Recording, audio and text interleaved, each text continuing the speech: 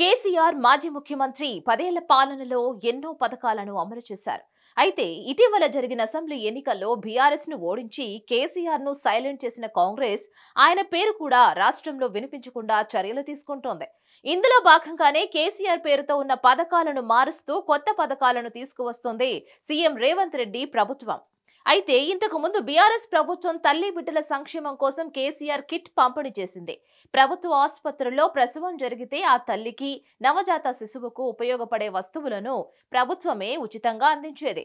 పేద మధ్యతరగతి తల్లులకు సాయం చేయాలనే ఉద్దేశం బాగానే ఉన్నా కేసీఆర్ కిట్ అనే పేరు, ఆయన ఫోటోపై కాంగ్రెస్ ముందు నుంచి అభ్యంతరం వ్యక్తం చేస్తుంది.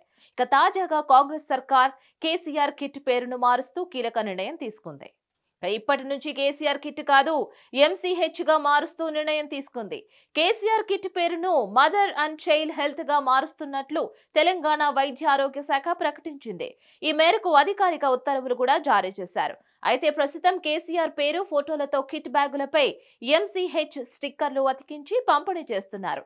ఇవన్నీ అయిపోయాక ఎంసీహెచ్ పేరుతో కొత్త కిట్లు అందించాలని ప్రభుత్వం ఆదేశిస్తున్నట్లు వైద్యారోగ్య సిబ్బంది చెబుతున్నారు. దీనిపై మరిన్ని అప్డేట్స్ కోసం కీప్ వాచింగ్ హిట్ టీవీ.